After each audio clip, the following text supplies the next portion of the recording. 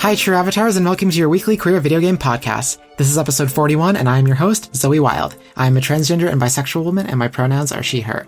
This week, we've got lots of headlines. Most of them are relatively small, like Neil Druckmann stepping back from the Last of Us TV show, but Microsoft actually did end up laying off a huge portion of their staff, as I discussed last week, that might be coming, and it includes a major disgusting shakeup at Xbox specifically.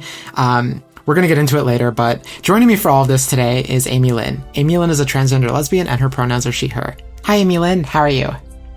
Hi, I'm doing well, aside from the increasing heat where we are, but yeah, good aside from that. That's awesome. Yeah, the heat is, it's been a little bit okay the last couple of days. It's been a little more manageable, but it's still like, I feel like we went from 15 to 35, like, overnight. Yeah. And returning since their last appearance all the way back in episode 5, which was approximately 16 years ago, actually, I checked, is Devona. Devona is a Twitch streamer who goes by the handle Heldevo. Devona's pronouns are he, she, they, with a preference of they, them. Hi, Devona. How have you been? Hey, what's up, neighborino? I'm doing pretty good. Same struggles with the heat, but you know what? It is what it is, and I can't really complain too much because I do love summer and not having to look around a coat, so, you know, you take what you can get. Yeah, I mean, the thought of going out tonight, or any time really, and just like being able to like throw my purse over my shoulder and not have to like get a jacket or boots or like mitts or like, it's a whole production. Yeah, fam, like that's the one silver lining, but you know, there's some people out there that can't be convinced no matter what, and I get that. Yeah, that's fair. I mean, heat is extreme heat. I feel like we never get mild heat. We get extreme heat and we get extreme cold here, so. Legitimately. Spring and fall are preciously short. Yeah, I do appreciate them though. It's like that good, comforting middle ground. Yeah. Yeah, especially fall when you know it's about to get cold and you feel a little less guilty about staying inside some days. True, and you get to have your warm drinks and all that. Yeah. A few days ago, I started hearing cicadas, and I couldn't help but think that they are far too early. Well, can't really talk to them about what day it is. Yeah, we need to talk to our politicians about the climate change issue. Bring the cicadas to the stand. It's just a really loud noise through the microphone.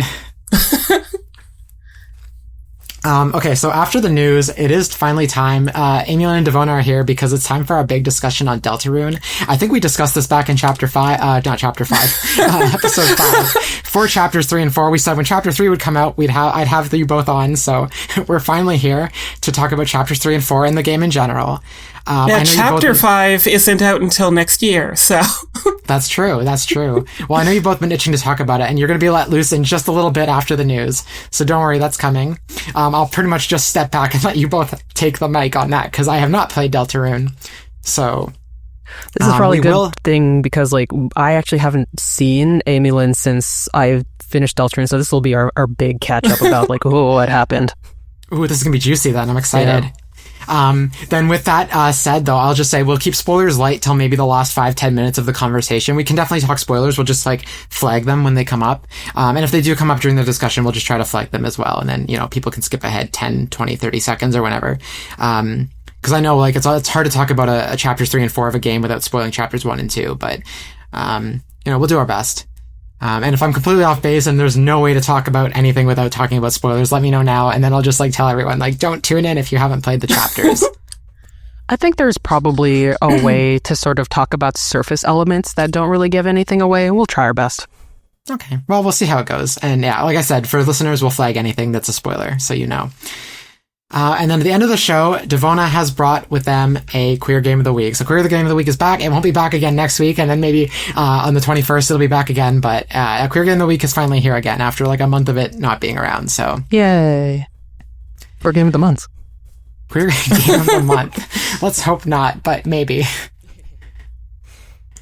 All right, so before we jump into the news, I do have something to ask of you, True Avatars. If you like this podcast, please leave a comment, rating, or review on your preferred podcast platform. I know Spotify has ratings and comments, and Apple has reviews. Engagement like comments, ratings, and reviews help grow the podcast, and a growing podcast means a happy podcast host who has forever happy and fulfilled that you enjoy listening to her show, which creates an infinite feedback loop of more podcast episodes and more growth and more happiness. So please go leave a comment, rating, or review. Also, please follow True Avatars, a queer video game podcast, on social media. There are accounts on Blue Sky, Instagram, Twitter, Threads, Facebook, and YouTube at True Avatars. And you can also find the podcast on the official website, trueavatarspodcast.com. No spaces. And also, please feel free to leave a comment and a follow. Share, like, subscribe, what have you on these various platforms. I know they're all a little bit different, but, any engagement helps the show. And remember, this is a weekly queer video game podcast, so check in every week. I aim to bring you news, interviews, and up-to-date discussions that are relevant to queer gamers, so you have a safe space to check in on the world of gaming from a 2S LGBTQIA+ lens.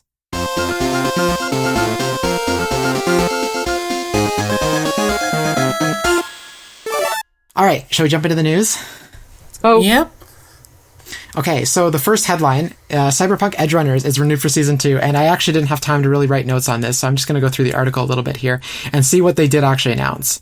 So it seems like they just kind of revealed a logo with, it says Cyberpunk Edgerunners 2. This is an anime from CG Projekt Red and Studio Trigger, and I think is a Netflix show, so it's like exclusive to Netflix, and it looks like it was revealed at the Anime Expo in Los Angeles. And I'm just trying to see here in the article if there's a date. It doesn't look like there's a date yet for this season. It looks like it's just in production now.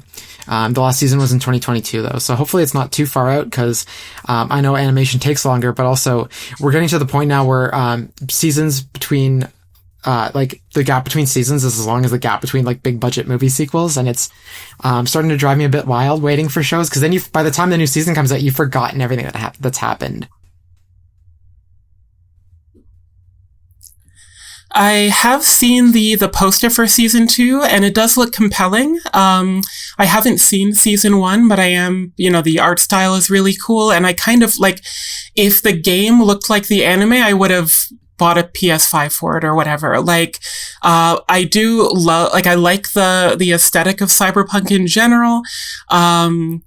I don't know, the game, like, I know that there's more to it. I've seen screenshots and videos, and Keanu Reeves is there. That's fine. But I just wish it was a little bit brighter. Like, I know it's going to be a dark, edgy game. No pun intended with the anime, but the anime, has a little bit more brightness, a little bit more neon, that appeals to me a little bit more. So I am excited to eventually get to both season 1 and season 2. Nice. I don't know very much about the Cyberpunk series, because I never quite got into it, even though it is actually like fully my jam. I think generally I tend to shy away about like primary shooters, which is the thing. But I have seen some of the visuals, and they do look very very striking. I think I'm on the same page as Amy, where I would like it to be a little brighter. I've become such a fan of like lightening games up and putting more color. Just because it's like has colors in it doesn't mean it's not going to be edgy. That's something that's a puzzle that some studios gotta try to work on. I think I know this is going back into anime, but still video game related anime. I think the Castlevania animated series did a really good job of that balance. Like, it was still a gothic horror series, but I could see everything that was going on, and sometimes it was in the daytime and there were nice torches other times. So it is possible. Well, hopefully they're making Cyberpunk 2 the game right now. Hopefully maybe that'll be a little bit brighter. I feel like in general media is trending to be a little bit brighter. And so, I mean, Cyberpunk came out like that game was in development for the entire 2010s, where things were a lot more muted. So maybe by the time 2030 rolls around and we get Cyberpunk 2, maybe that trend will have caught up to that game. And by that point we'll be hoping for darker things anyway. I don't know, like with the way cycles work. Okay, let's move on to the next article here. Baldur's Gate 3 actors have said that the game's success has not improved their ability to find work, which is kind of disappointing. And I'll just read some key quotes from the article here. So, during an interview with All in the Game at Heroes Dutch Comic Con in the Netherlands, and I'm quoting this, but I did get this from Video Games Chronicle that kind of summarized all of this. Samantha Bayard, who plays Carlock in the game, Theo Solomon, who plays Will, and Dave Jones, who plays Halson, were asked how the success of the game had changed their lives and careers. Quote, "We had no idea that this game was going to blow up in this kind of way, so traveling and doing these conventions is amazing," Solomon said. "People flying around the world to meet us and things, it's amazing, so I'm just very humbled." Quote, "I think there's an assumption that we're all busy and sorted and rich, and none of these things are true," Bayard explained. In the UK, it's an interesting one. We work through third-party studios a lot of the time, and they don't really engage in this culture. A lot of the time they go, "Sure, you're a big shot, of course you are." And you have to put the award nominations on the table before they go, "Oh, I know what that is, so I'll give you a chance." Quote, "I think especially in video games, there isn't much sway held by your past experience and success," Jones explained. "It all just hinges on your audition, and seeing as we're all blind auditions as well generally, it'll just be based on your performance, which is what it should be." So, end quote. That's the whole that I'm going to be quoting from the article here. I just have one quick thought before I hand it over to you both. On one hand, like, normally I would agree it should be based on the audition and just like the talent and what you bring to the role. But at the same time, it's really disappointing that in video games you can be really, really successful and do this really, really cool thing.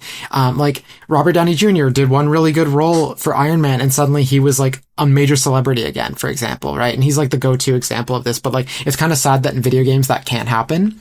So maybe that's not what it should be. And maybe I disagree with Jones a little bit. I think that while this is kind of disappointing, I am more on the side of like, yeah, it should be based on the performance and interview and not necessarily on name recognition. But the way that name recognition works is usually that like before the audition, somebody sort of earmarks the performance and then it's like, oh, we need that person and goes to get them rather than just auditioning. And I'm not sure if like why this didn't make them stand out more for that kind of thing currently, but yeah, I think it just needs to reach more people maybe, or like, I don't know. So perhaps it's something that like netting another huge thing will help, but then you can't really count on that. It's a complicated issue. I hope that it's not any kind of discrimination based, but I can't really argue with like it's based on the performance and not anything else. It does really seem like video game voice actors have the worst end of all possible deals here, though. And I don't know if it's because video game voice actors are spread out over a larger area or just their unions are not as strong, or... Could be. Yeah, there could be any number of different things, but I think of ProZD Sungwon, I forget his last name. Sungwon Cho. Like, his sort of rise to stardom from, short form video funny person to, voicing a main character in Delicious in Dungeon and a minor character in K-pop Demon Hunters, and so many video game roles from mobile games to, AAA big budget games. And, lots of things in between and underneath and above. But if you have a successful video game voice actor, like everything I hear of like the great roles, they're either successful in other industries or there's constant stories of like, oh yeah, they didn't tell us we weren't doing an English dub of this game, or oh yeah, I guess I'm not credited because I really love this game and if I was credited, my union wouldn't let me do it, and all these like weird, sad stories. So yeah, video game voice actors, I agree, like, I think it should be audition-based and give underdogs a chance, but I think recognition and appreciation and, I guess, reverence for these great actors should also be a factor as well. Yeah, I mean, you've got your Yuri Lowenthals of the world and your Troy Bakers, like these people kind of like already have that. They, as much name recognition as they're going to have in the video games industry, they're getting, where they kind of like their like presence carries a little bit more weight, and like people know that these people are in the games. But I just wonder, if it's just because they're British, or if it's because Baldur's Gate 3 is like, even though it's very successful, like is it because it's queer? Like, I don't even know if that's like part of it. Is it like... I do feel that like the Britishness of it all might be a factor though, because... I agree.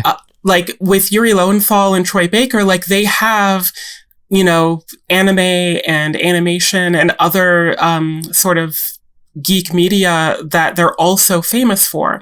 And then a lot of the English, like American accent video games, they're using that same or one of several different voice pools. And as that Baldur's Gate actor mentioned, like, it doesn't work that way exactly in the UK. Like, I don't know Shulk's voice actor's name. I don't know if, despite the fact that his, like, quotes are incredibly famous, there are, American actors in, I'll say Smash Bros, in the wider sort of Nintendo extended universe that I do know the voice actor's name. And, again, part of that is, if the actor has only done, some obscure British sitcoms and also a JRPG, are they going to be a big draw for a North American convention to fly them over and be a guest? It's possible, and it seems like with the case of Baldur's Gate, like, it is, getting there. But if you can choose between that or someone who has been in, a dozen different games, with recording out of the US, it's probably a bigger draw. Yeah, I kind of think the Britishness of it might be definitely a factor in just that, like, for American accent roles, probably the developers are looking for that. And when I think of, and keep in mind, this is just me vamping. I have, like, no real knowledge or experience in the voice acting field whatsoever, video games or otherwise. But when I think of, like, English actors, like, the English actors that are famous either did some kind of huge blockbuster series that everybody knows, or a lot of them are able to do an American accent and then got famous in America for that it's such that Americans and Western people in general, like Canadians as well, get surprised when to learn that they're British, like Hugh Laurie being House for a while, and then, like, but he's been famous in England for decades before that as a great comedian. But, most people here know him primarily as House. But then after that, because you can prove that you can have that, like, you can get past that barrier, you get more roles. So maybe that would be a thing to try to do your best, like, American accent and try out more for American things, and just hopefully somebody sees that you can do it, and then you can prove that on both of your things, both on your whole resume, to see that you have Baldur's Gate and you have this. To your point where it's like, I don't know Shulk's voice actor, neither do I, and, like, I have this, maybe this is just because I pay attention to voice actors less personally, but the game that I'm always playing is Final Fantasy XIV, which is full of English voice actors because it's a high fantasy thing, just like Baldur's Gate. And yeah, I don't know any of their names either, even though I've been playing this game for 6 years. That is partially on me because I never looked it up. But, like, I mean, that fantasy connection is so interesting, right? Like, it's the standard thing that, fantasy and ancient Greece both use British accents. And maybe it's because, like, elves, much like ancient Greek people, are all fantasy and they don't exist. Same as British people. They're not real. So, like, we only need you when we're doing something that's not really real. And, like, Cyberpunk, which is completely, totally going to happen. For sure. But yeah, that's probably another prejudice that's holding them back, that, like, we only need British voice actors for, like, fancy settings or fancy characters. So, like, if you're just doing a run and gun, like, we don't want you here because that's for fancy things. I don't know. Yeah, Japanese people are American and never British. Yeah, exactly. Mm-hmm. Well, then there's the Chernobyl thing where, they set this whole show in Ukraine and there's not a single Ukrainian accent. It's all, like, varied, British, Scottish, English, American accents across the board, and they're not even consistent. But we do have to move on to the next headline here. So there is a European petition right now to stop publishers from killing online-based video games after they're done supporting them, which has gained a lot of traction. So far, I think it has 1.1 million signatures. I'm just going to double check that. It might have got up since I checked yesterday. Oh, it's almost at 1.2. So it's climbing every day. And I think it had to reach 1 million to get where it needs to go. But anyway, so hashtag stop killing games. I'm reading from the image here. In the 90s and early 2000s, players could keep and play games they bought indefinitely, either offline or on community-run servers, even after official support ended. Today, many games require constant online access, and once servers shut down, they become completely unplayable. Stop Killing Games is an initiative aiming to require companies to allow players to play the games they purchased even after official support ends. If you're an EU or a UK citizen, sign the petition at www.stopkillinggames.com by July 31st to help protect game preservation. And if you're not in the EU or the UK, they recommend you use the hashtag #StopKillingGames to spread awareness. So I guess my question here is like, well, I think anyone who plays video games would always agree with this, and I'm sure we all would love to be able to sign the petition, but I'm curious, has a game you love have been killed before? Personally, like, I don't think I've been in the MMORPG game long enough to have one, because, like, primarily I play Final Fantasy 14, and clearly it's going to live forever. But my previous things about things losing support have been, like, you know, those online browser type things, like, you know, Neopets is still going around, but, like, there's Gaia Online and that kind of things. Those have been more or less the games that have been killed in my experience, other than, like, you know, the general Nintendo of, like, we're just not releasing this anymore, and you're not allowed to have it either kind of deal. Yeah. The only game for me that has been killed, and I don't think it's really related to this, is Swap Note. Yes. From the great company of Nintendo. That was on the 3DS, right? Yeah. And it was great. Like, I understand intellectually their reason for, you know, destroying it, but I was a little bit too old for, like, the Club Penguin of it all. Old-timey RuneScape always seemed odd to me. But yeah, I mean, I get it. I definitely prefer the idea of having these companies be able to give the games to the public, because I don't think a smaller company should be forced to keep the servers running if they don't have the money to. Like, that seems not viable, but, you know, yeah, I think the argument being made here, though, is that, like, if the publisher is going to stop, like, if it's a small publisher or a small developer and they can't afford it, is that, like, don't lock fans out of, like, it's currently illegal to really continue supporting these games for fans to do it themselves, to take it into their hands. So I think they at least want those barriers removed. Like, yeah, hey, I think that's like, fair. So. Yeah, I completely agree with this, just because, like, when I think about it, I think I'm in the lucky kind of in-between where all the games that I played that I expected to be killed at this point has been taken, either, like, have a renaissance, like, RuneScape is still going, you can still play it on Steam. And MapleStory is also still going. So, like, it kind of faded into obscurity and then got brought back by, like, my generation being old enough to take those in their own hands so far. But I do think that it's a very good idea to have a plan to either allow these games to be changed into support single player, basically, or, like, have a process to legally kind of give that game into the public to be open source so that people can do what they will. You know, like, there's, like, two paths there that I can see clearly at this point. I don't know if there's others, and I'd love to hear about them.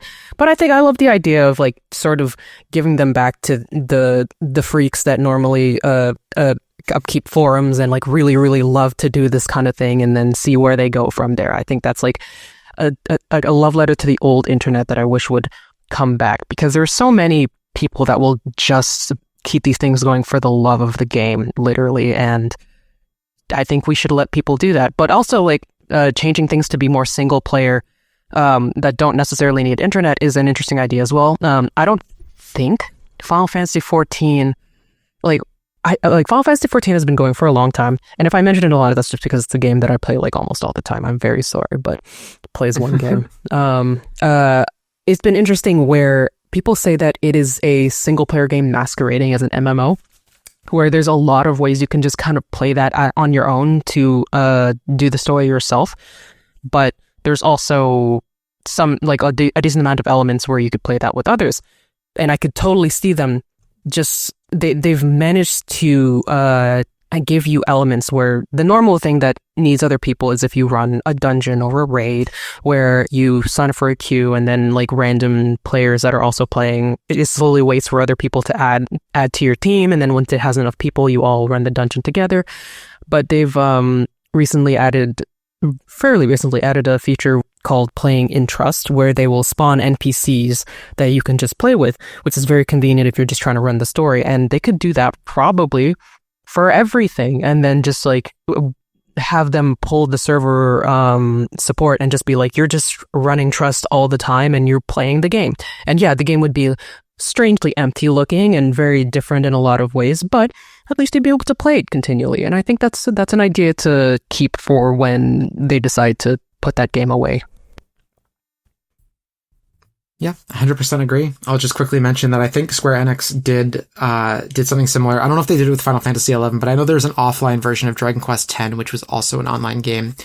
Nice. And so I know it doesn't have an English version, unfortunately, and I think that's a big sticking point with fans in the West. But there is a playable version, at least in Japan, that it's not online anymore. It's there forever. You can play it whenever you want. You just have to buy the copy once, and it's yours. So yeah, that's an interesting kind of like problem of like who's going to localize it, even if you do give it let it be a single player, if there's no team to localize it and just stays locked to a region.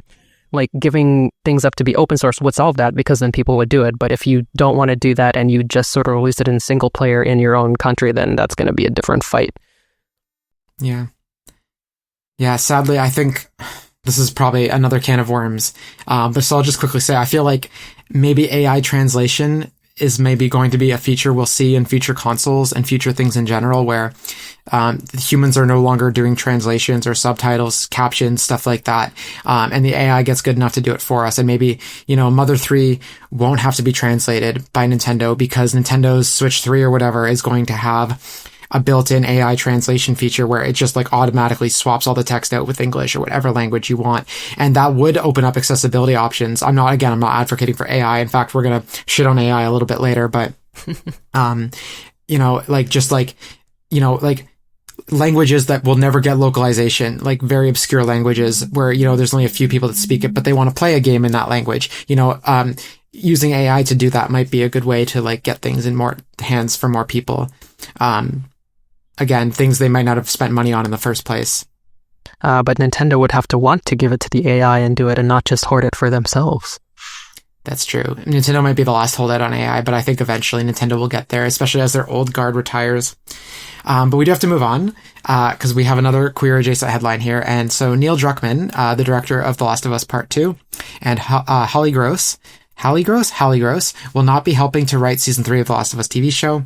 So, Neil Druckmann said in a statement on the Naughty Dog Twitter, "I've made the difficult decision to step away from my creative involvement in The Last of Us on HBO.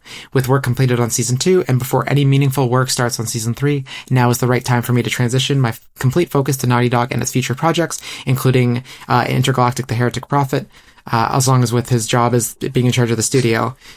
He also said co-creating the show has been a career highlight. It's been an honor to work side along Craig Mazin to executive produce, direct, and write on the last 2 seasons. I'm deeply thankful for the thoughtful approach and dedication. And blah, blah, blah, on The Last of Us Part 1 and The Last of Us Part 2. And then Hallie Gross, who was a writer on The Last of Us Part 2, is also leaving the show. With great care and consideration, she says, "I've decided to take a step back from my day-to-day work on HBO's The Last of Us to make space for what comes next. I'm so appreciative of how special this experience has been. Working alongside Neil, Craig, HBO, and this remarkable cast and crew has been life-changing. The stories we told about love, loss, and what it means to be human in a terrifying world are exactly why I love this franchise. I have some truly rad projects ahead that I can't wait to share, but for now, I want to express my gratitude to everyone who brought Ellie and Joel's world to life with such care." So I guess then that's the end quote. That's all I'm going to say from the source here, but I'm curious how this is going to affect the quality of the show. I've seen people online say that like Neil Druckmann was holding the show back, and I've seen other people say that Neil Druckmann is the reason it's so faithful to the original games. Craig Mazin, I talked about Chernobyl earlier. Craig Mazin was the one who pretty much spearheaded the entirety of that show. He's the reason it turned out so strong despite, the accent thing. So I'm curious if The Last of Us Season 3 is going to be an improvement on Seasons 1 and 2, or if we're going to see a drop in quality. What do you both think? How much were either of them involved in the big episode from season 1? Was it Nick Offerman? I'll look this up. Yeah, hold on. Episode 4. It's episode 3, but yes. Okay, yeah. However much either of them were involved in that episode is how much I care. which is, I loved the first season. I did not finish the second. I'm sure it is fine. I think I mentioned in the past, like, the spoiler happened that I knew the spoiler from Internet Zeitgeist.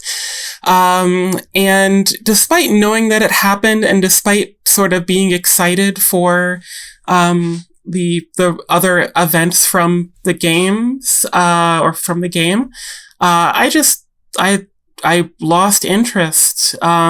Maybe my interest will come back, but I found out there was a whole season of Sweet Tooth I missed, so probably not.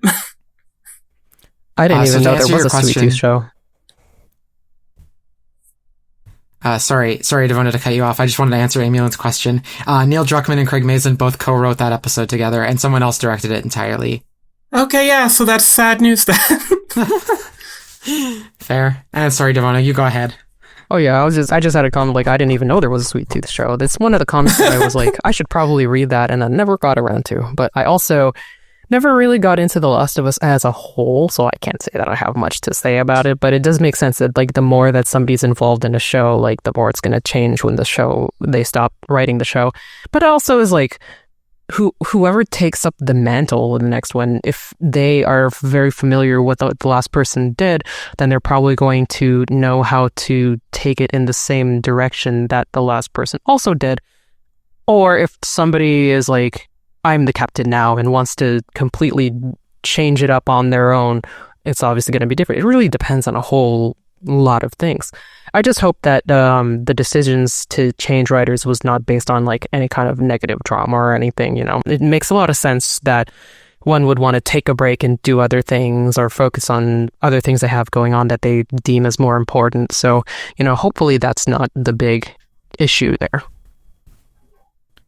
Well, I guess we'll see when season 3 comes out, when Intergalactic eventually releases. We're going to kind of see what all these were going on at the same time. So I guess we'll see, like, what fell through the cracks, if anything. I mean, Chernobyl's a really strong show, but I'm curious, again, how much of what we liked about The Last of Us adaptation was because of Neil Druckmann and Hallie Gross versus, Craig Mazin. Like, maybe he was reined in, maybe Craig Mazin was reining in Neil Druckmann. We don't know. So I guess we'll find out with season 3, because season 3 is going to be very different from seasons 1 and 2, and I won't spoil why, but, it does take a different approach because of the way the game goes, so. But speaking of adaptations, video game adaptations, Nintendo has plans for more movies after Super Mario World, and Super Mario World is the rumored leaked title for Super Mario Bros. 2, and the Zelda movie, which comes out in May 2027. So Shintaro Furukawa, the president and representative director, a member of the board, and this comes from like a investor report, like a questionnaire, and I'm quoting here. Under our strategy of, quote, expanding the number of people who have access to Nintendo IP, unquote, to continuously invigorate our core integrated hardware-software business, we have been working on initiatives beyond our dedicated video game platforms for several years. Visual content is one such area, and rather than simply licensing our IP to film production companies, we are taking a proactive approach where Nintendo itself is deeply involved in production and makes investments as needed. This approach allows us to maintain a strong commitment to the quality of the final product. I'm just going to step in there and say that didn't help the Super Mario Bros. Movie, but sure. Although we cannot, and I'm not talking about the 90s one either, although we cannot discuss our plans beyond the Legend of Zelda movie at this time, we are working on various other projects. So, we can talk about the quality of Nintendo movies all day long. What IPs are we hoping to see next? What IPs are we hoping to see, or what will it be? Because what will it be will probably be Donkey Kong. I can see that. As far as what So I'll talk about that in a second. But the one I want to see, and it's not even a series I'm a big fan of, another one in between wanting to see and expect to see is Star Fox. Just because I don't think Nintendo is going to be able to resist the opportunity to remake Star Fox 64 again. It's one of their favorite things to do as a company. So if they see the opportunity to remake Star Fox 64 in a new medium, they are going to take it. The problem with, Nintendo doing this kind of thing is that, as we learned from Sakurai's journals, Nintendo doesn't own a lot of their IPs. Like, they don't own a lot of Kirby, like they, sort of like a Pokemon sort of deal. But, I'm sure Hal would want to also make a Kirby movie if it would make money. Like, Kirby was my first thought and the one I would want to see the most. But I am curious if it is Nintendo doing the planning, if they would be involved in like a Kirby or a Fire Emblem or things like that. So they're kind of, if it is first party and first party only, we're kind of restricted to, Donkey Kong, Splatoon, Animal Crossing, I think Metroid. Oh, Metroid's not going to happen as much as it should. F-Zero. Yeah. I think Get the Wachowskis. Yeah. Oh my God. As your point about like what I would like to see versus what would happen is a very good point. And also, just everything you said, like very, very, very good points. My initial, my initial reaction was like, none of them, leave them alone, because I don't have much faith in how they are going currently. But that's just me. But if I had to like gun to my head, see like what I would like to see, I have to say F-Zero, just because one of my favorite genres of movies is wacky racers type. I love Fast and Furious. I love Wachowski Speed Racer so much. My favorite anime is Redline. Like, there's just so much to do with that I think they could do with F-Zero. As long as it's sufficiently ridiculous, I would probably love it. But it would be so much fun. I know, like when I think of it, but yeah, I think Metroid would. I'm not sure if they would actually do it properly. Like, as a property, I think it has great potential to make a great movie. But considering they have like stuff like, sorry. Oh, I was sorry. Like, yeah, Nintendo could do something really great with Metroid. I just think like they won't. Yeah, that's the brand thing. Like, it's not a lucrative brand. Yeah, I mean, like this could be the sort of defibrillator to bring the brand back if they do it right. But I don't have that much faith that they would do it like that, particularly because we have like stuff like Other M that's on the Metroid lineup, which is one of them kind of like losing the plot and they're sort of trying to be a movie, and then it was weird. But yeah, like not a whole lot of these I'm thinking would be a really good movie. I'm looking at Pikmin. I'm just like, I've never played it, but from what I know, I'm like, I don't know if that would work. Like, there's a lot of RPGs. I don't know how they would finagle the sort of partnership they'd have to do with some of these games for a movie. Yeah, I have no idea. A Metroid movie would not be able to resist some sort of celebrity stunt casting as an AI for Samus's suit. You're right. Like, that would be so tempting. Like, I guess Adam. But like, they would think about another solution, like actually making an atmospheric, horror movie where Samus is alone, and then someone would keep shoving a pile of papers with faces of people to be Samus's, quirky AI voice, and that would be in the movie. You know what? I think a Luigi's Mansion movie would be a good addition to their current Super Mario World sort of thing, because that's like rife for the same kind of like doofy mediocreness that like Illumination does currently. It's like they're marrying the Super Mario movie with like Hotel Transylvania, and they could really, really do it. I love Luigi's Mansion, but I wouldn't be hurt by like a whatever movie about it, because I could just see it. I still have it would probably be great. Like, yeah, I could EGAD alone. Like, you get the right voice actor for EGAD. Like, even a celebrity voice actor, I think, could do that. Okay. Yeah. And yeah, that would be pretty good. Yeah, I think it would actually like have a lot of potential for just being what we would want from a movie. It wouldn't. I wouldn't want to believe necessarily just because I guard my heart that it was going to be the best movie ever. But it would make me go be like, what is this? How'd you do it? All right, we have two more quick headlines to get through before we get to this kind of big Microsoft one. So just super quick, Brazil's Consumer Protection and Defense Program is taking legal action against Nintendo. So you may have heard that in the legalese you agree to when you play on your Nintendo Switch. Nintendo has the right to restrict your access to the eShop and online services if they detect that you've hacked your Switch. or your Switch 2 rather.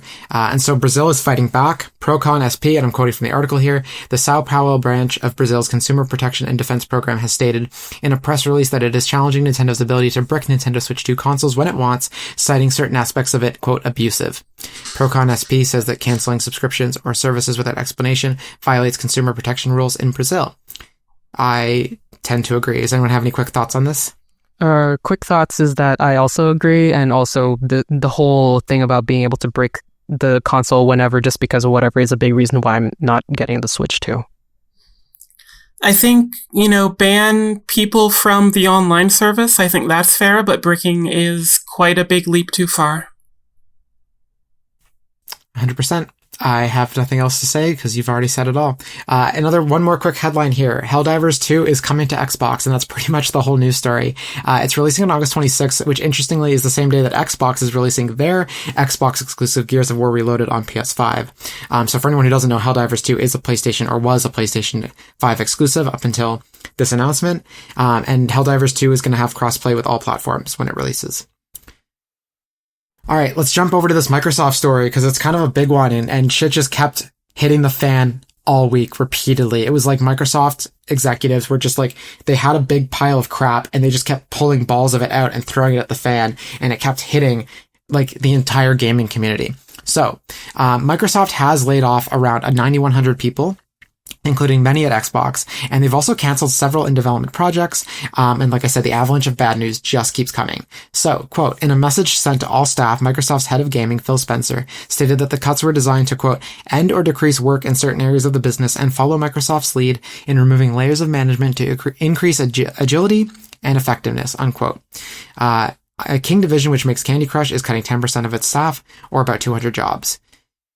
So, that's like the first thing is like, okay, so like some, staff, a lot of staff are being laid off, and, it's for like efficiency or whatever. But then, before I open up the floor a little bit, I'll just say that there's like a bunch of like studio closures, a bunch of game cancellations. So Rare, the studio famous for making Banjo-Kazooie, don't worry, it's not closing. However, it was working on a game called Everwild for like the last decade, and every time this game showed up, it was kind of been rejigged essentially very differently from the way it was presented the last time to fans. That game is canceled. I'm sure to very few people's surprise, but given it was coming from Rare, I think there's a little bit of a sting there. The Initiative development studio is being closed, and their Perfect Dark reboot is canceled. That's going to hurt a lot of people. Yeah, I've seen so many people upset online about that. And then there was one more game canceled that I thought was notable here. There was a couple smaller projects that weren't announced, and this was unannounced as well, but ZeniMax's new IP, which is an MMORPG that was meant to replace Elder Scrolls Online, was also canceled. It was supposed to be like the next big Elder Scrolls Online and Matt Booty from Xbox Game Studios said this: we have made the decision to stop development of Perfect Dark and Everwild, as well as wind down several unannounced projects across our portfolio. As part of this, we are closing one of our studios, The Initiative. These decisions, along with other changes across our teams, reflect a broader effort to adjust priorities and focus resources to set up our teams for greater success within a changing industry landscape. We did not make these choices lightly, as each project and team represent years of effort, imagination, and commitment. And the other thing to note here is that nothing that was shown in the Xbox Showcase from last June, which we did cover in episode 37, is going to be canceled, and there are way too many games to list there, but a list can be found in other shoutouts. So, I guess I'll open up the floor. That was like the first wave of announcements. That was the first thing we learned on the day that these layoffs occurred. Man, it's always very disappointing to see this sort of thing happen and affect more indie games. Basically, because it's never the big ones. It's always the smaller, beloved studios that take the brunt of it. And I don't know, I was already not really big on Xbox because the genre of games that they leaned into more were not my thing. But I feel for the studios that have been under Microsoft's sort of purview having to deal with all of this. Yeah, bad news all around. Like that is a big number of like people that were, fired essentially. Like, yeah, even the initial wave of bad news is bad. Yeah, And so that number 9100, we're going to come back to that because that's important, because this is not Xbox. As I talked about last week, this is not Xbox's or Microsoft's first round of layoffs, and it's Xbox's fourth specifically, and Microsoft overall, at least their fifth. But anyway, so something else kind of funny, and I say funny, bad funny, not like good funny, but someone who follows Phil Spencer's profile on Xbox discovered something disgusting and pathetic. So immediately after these layoffs were announced, including laying off people who helped to make Indiana Jones and the Great Circle, he immediately started playing that exact game on his public profile. Yeah, of course he did. I don't know anything about this or that guy. I mean, he's in charge of Xbox, but yeah, the fact that he like laid off people that made a game and then he goes to play that game, it's like, do you even appreciate what you're producing here? I feel like somebody else did something similar after a whole bunch of layoffs. It's like axing a bunch of, like axing a whole studio and then being like, yeah, this game was very instrumental in our success, and everyone's like, you literally just got rid of them. Like, what are you talking about? I forget what it was though. Yeah, I feel like it's probably a little more common than we'd like to not so much admit, but just like acknowledge. God, you're probably right. People don't realize that people are behind art, which is very sad. Yeah, well, again, we're gonna come back to that. So, yeah, the people of it all. Don't worry, we're gonna come back to that. So there was actually more cancellation. So Romero Studios, the studio founded by John Romero, the guy who created Doom, has also lost funding from Microsoft for the new FPS game that Romero Studios was working on. This whole studio is being let go. Despite, quote, hitting every milestone on time, every time consistently received high praise, and easily passed all internal gates. So the game was going well. There's nothing wrong with it. They canceled it anyway. Capitalism is a nightmare. Mm-hmm. There were also rumors that Phil Spencer was going to retire amidst this disaster, that maybe he was part of the cuts, or maybe that he was, falling on the sword for Xbox or Microsoft. But apparently that's not true. I don't know how I feel about that one way or the other, because I don't think Phil Spencer is the reason entirely that these cuts were made. And who knows, maybe Phil Spencer's hands were so tied, and him playing Indiana Jones and the Great Circle right after the layoffs is an act of defiance, maybe. But maybe that's giving Phil Spencer too much credit. I don't know, because I don't know enough about what he was involved in specifically. It'd be like if Miyamoto laid off the entire Tokyo team that makes 3D Mario games and then immediately went and played 3D Mario. Like, did the people above him cancel, his staff, like lay off his staff? And that would never happen. I think in Japan, layoffs are actually illegal, which has its own, it sounds good on paper, but again, that's what leads to not quiet quitting. I forget what it's called, where they basically leave their staff in an empty room to do nothing but twiddle their thumbs until they quit of their own accord. There's a name for that. I can't remember what it is. I don't remember it either, but I'm familiar with what you're talking about. Yeah. So the avalanche continues here. Matt Turnbull at Xbox also made a LinkedIn post in which he said that anyone laid off should look to use AI to help deal with the emotional stress of being laid off and to find their next job. Just like he basically said, like, look to ChatGPT for a prompt that will fix all of your problems. It is really funny, interesting or bad, that like the biggest proponents of AI don't seem to understand what it is, and they say things like this. It's very strange. Well, it gets stranger because there's still, again, I left one thing broke this morning before recording after I sent you the show notes. That's just like the cherry on top of this bullshit cake. So, speaking of AI and speaking of the amount of people that Microsoft has laid off, quote, the Redmond Giant has laid off over 15,000 people in 2025, and a report claims it's all in the name of freeing up spending money to invest more heavily in, you guessed it, AI infrastructure to keep pace with the ever-growing AI bubble. I won't do it because it'll destroy my mic and it'll definitely my listeners, but imagine me flipping a table. Just imagine me flipping a fucking table. Just like edit it in post, like... And maybe I'll have to do that. Man, like, again, just they like, I'm not on like general in a vacuum principle. I'm not completely against AI. I've seen it used in a way that is responsible and helpful.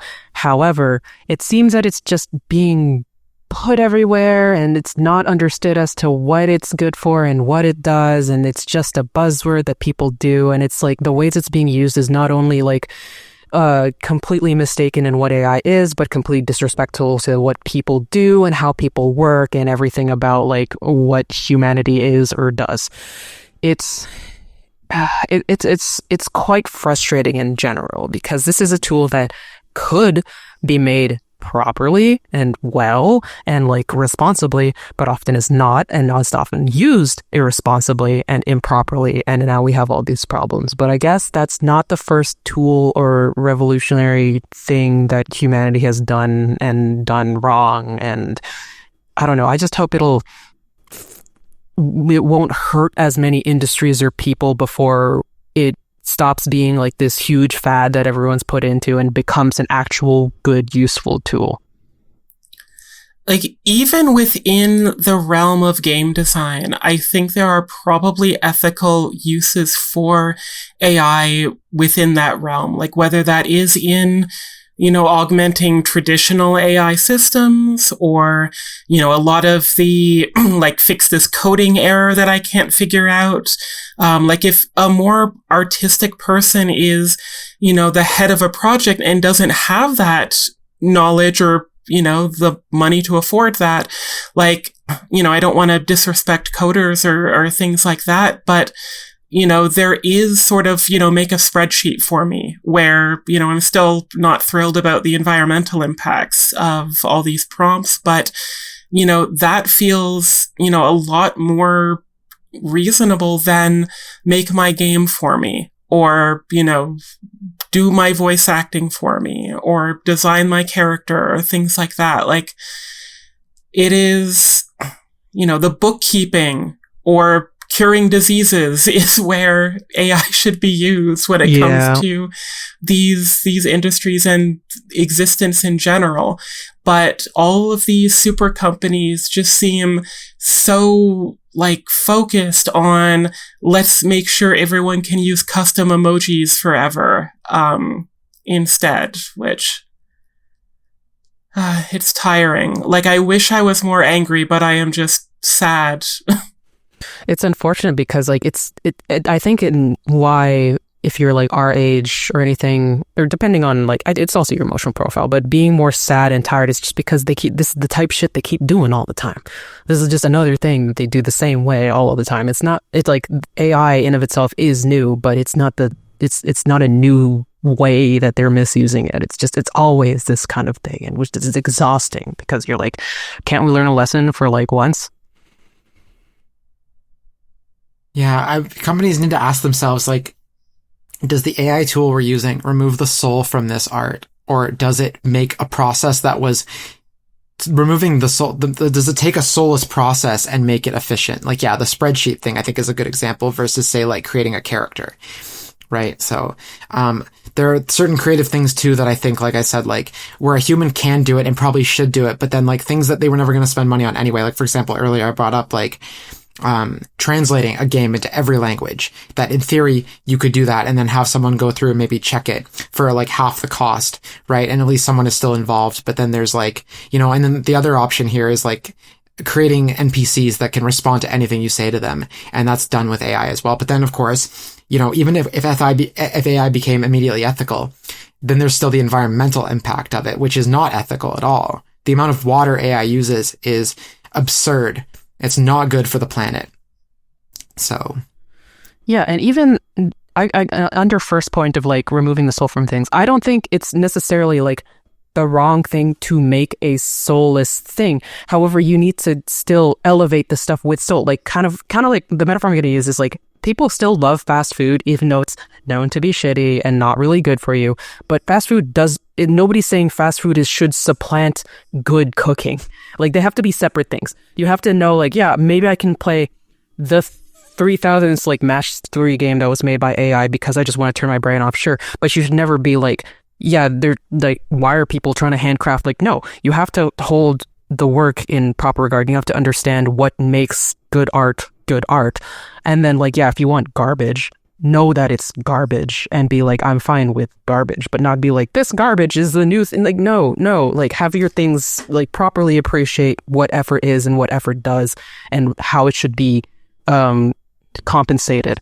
And then like, yeah, like play in your garbage sometimes maybe. But yeah, like just understanding is the only thing that I want. Understanding and appreciation.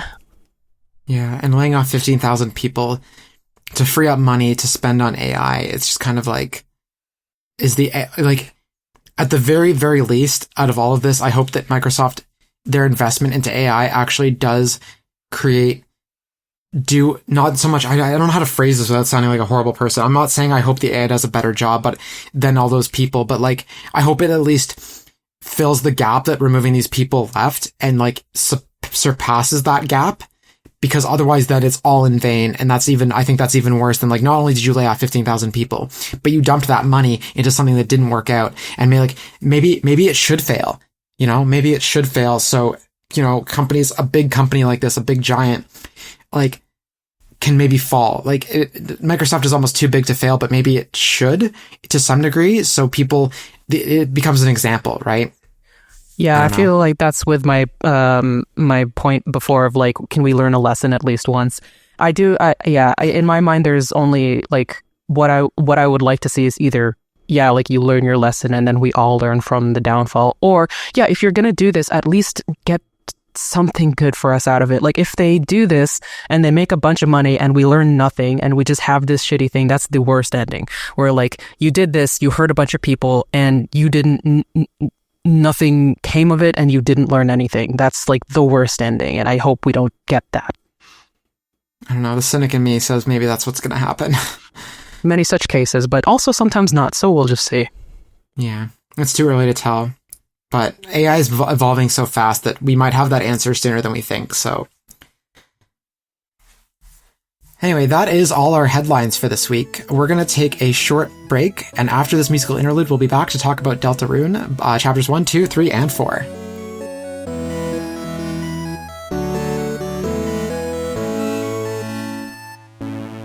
Welcome back, True Avatars, and we are here to talk about Deltarune. So, I think back in episode 5 we discussed this, or at the very least, Amy-Lynn and Devona and I discussed this after recording, is that we'd have, eventually, Deltarune Chapter 3 was going to come out this year. At the time, we did not know 3 and 4 were going to launch together. We certainly didn't know they were going to be Switch 2 launch titles. But we did say that when that Chapter 3 came out, I'd kind of let them loose on the podcast to talk about Deltarune, because Deltarune is a very queer game in a lot of ways. But of course, we're not going to just talk about how it's queer in what ways. We're just going to talk about it in general. And to be honest, I'm just going to give the floor to both of you. And I might pop in every once in a while with like a question or a comment, but I haven't played Deltarune, which is why I have you on to talk about it. So please.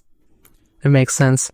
I literally just finished Deltarune Chapter 4 2 days ago on my stream. You can go check it out. Amy was there in the chat for a bit, as well as a couple of my friends. Shout out to you guys for being there and like keeping me company throughout the whole thing. And yeah, it really did deliver on the same sort of story and mystery that we hope for and that we expect from Toby Fox's games at this point. So I'm pretty happy with it. And at the very end of the game, this is not a spoiler, but they do say that Chapter 5 is coming in 2026. And I was aware from the newsletters that because they took like an approach to developing the game kind of like the same way movies do, where they try to do the things that make sense to do together, completely together, not necessarily in just chronological order. I'm happy that they've had that kind of focus on developing the product, that we now don't have to wait so long for the next one.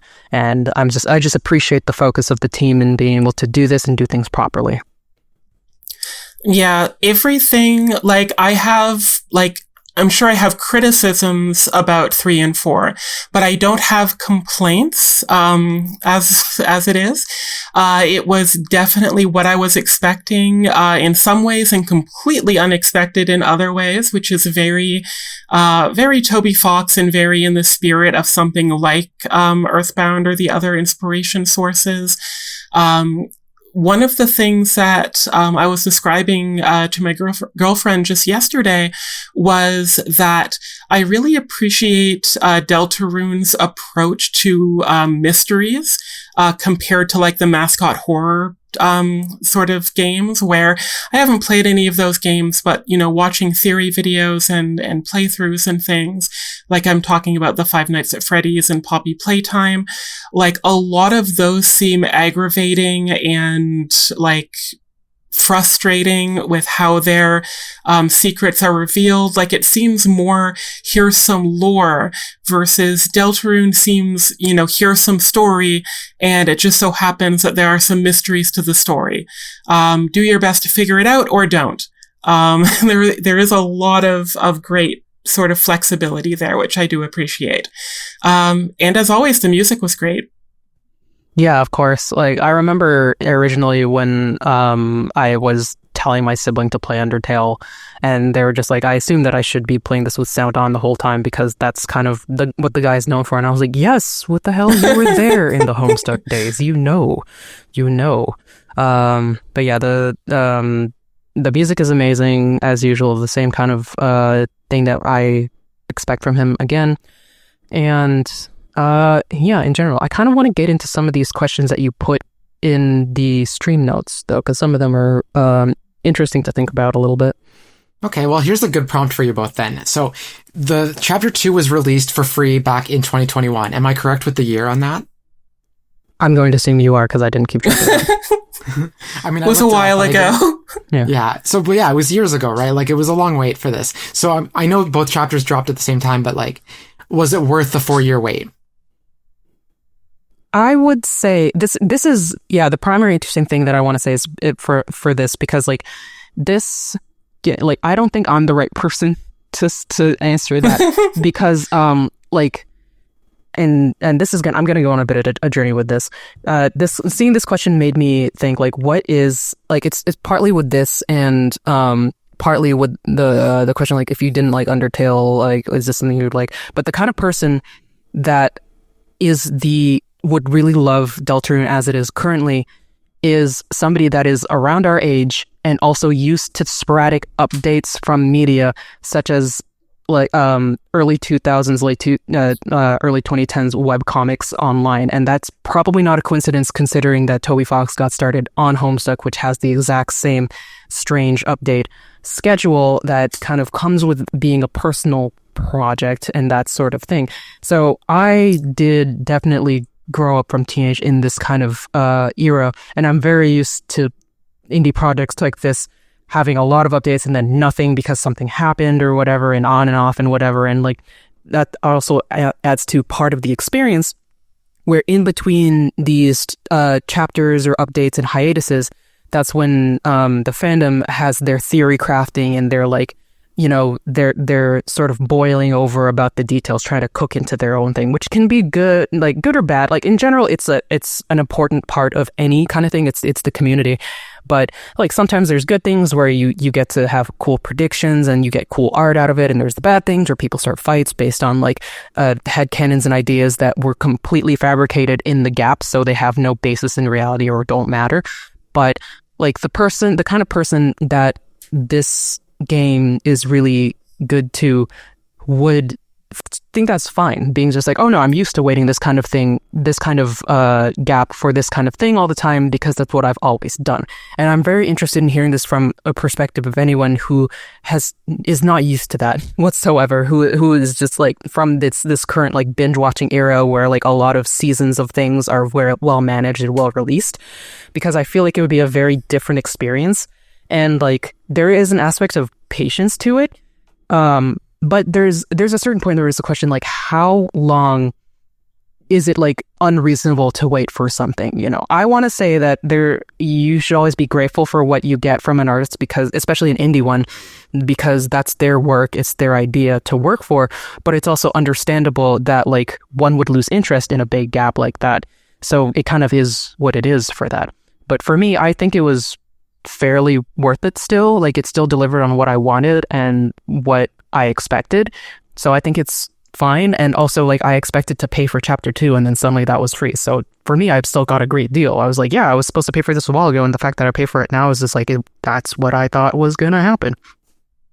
Yeah, now you've paid for it, and it's like paid for entirely, right? Like chapters 5, 6, 7, whatever, however many there's going to be, like are all like included now. Yeah, like it's a game that took work for a lot of people. It should be paid for. I'm not going to kvetch about that. Like, it was a great boon to get chapter 2 for free. I was like, wow, I can't believe that.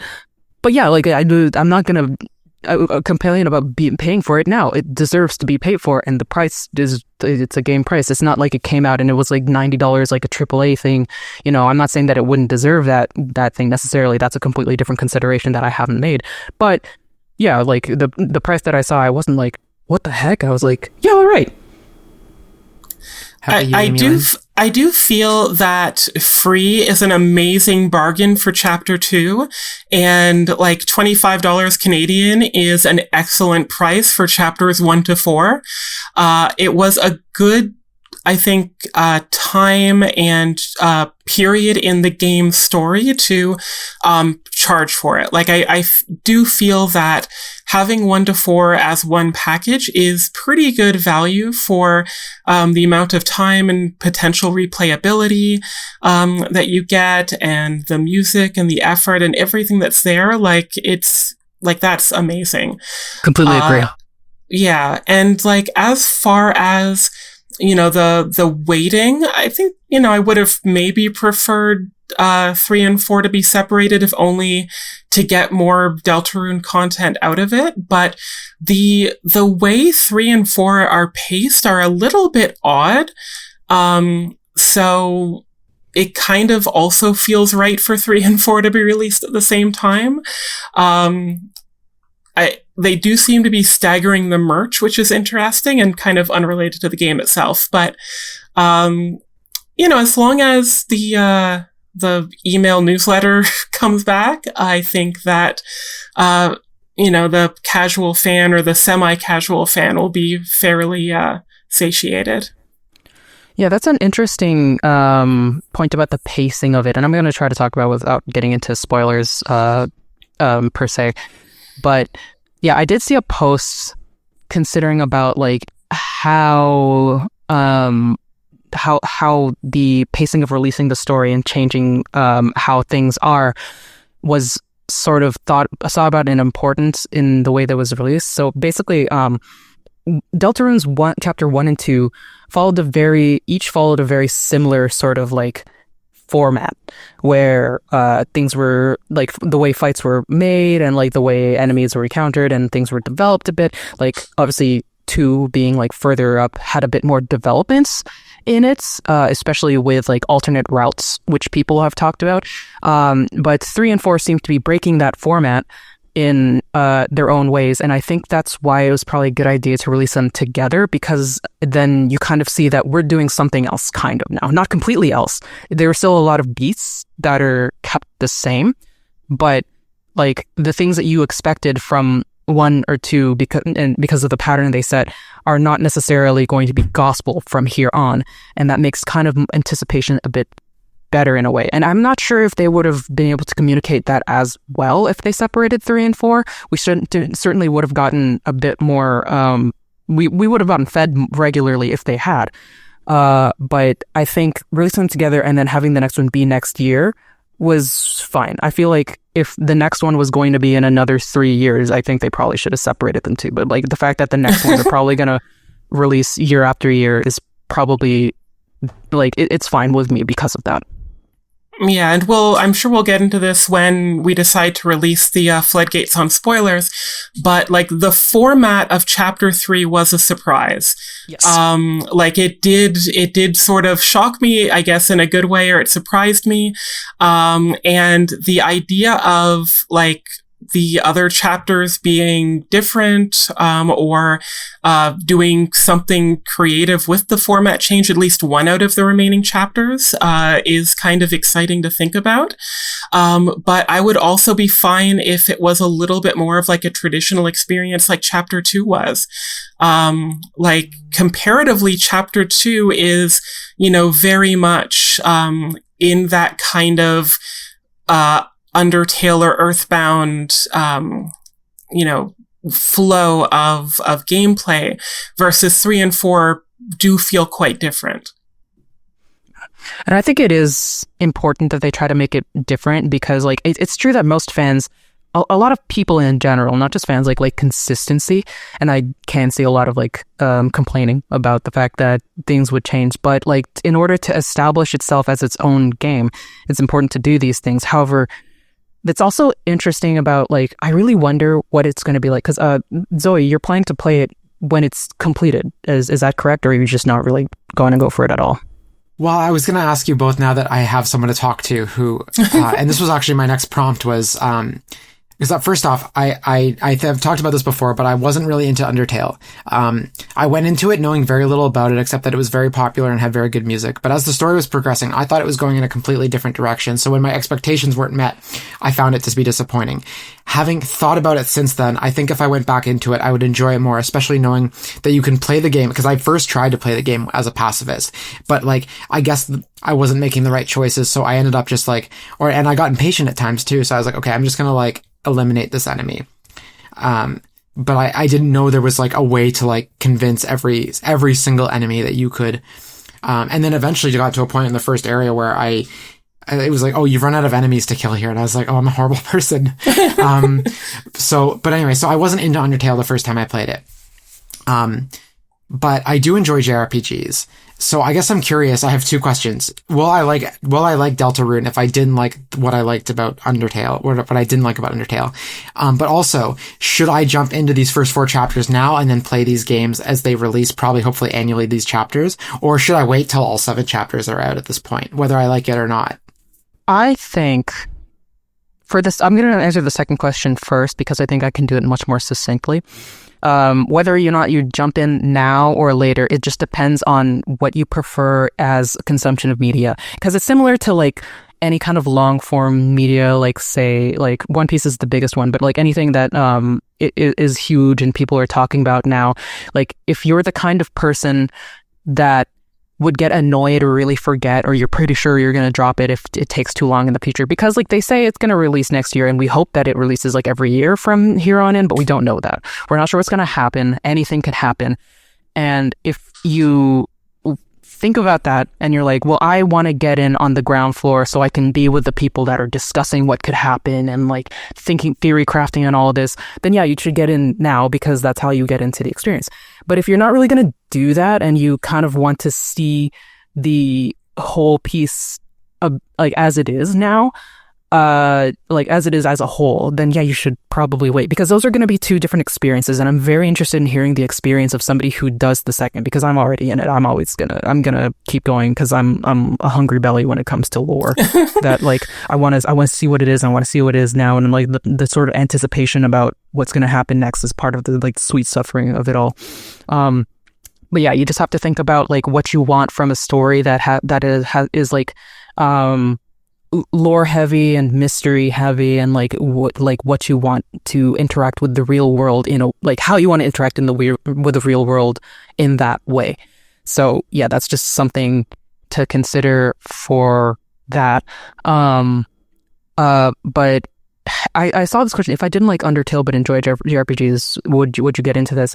And with your preamble about how you didn't know what you're getting into with Undertale and sort of played in a way, funny enough, that sounds like a legit way to play Undertale for the first time.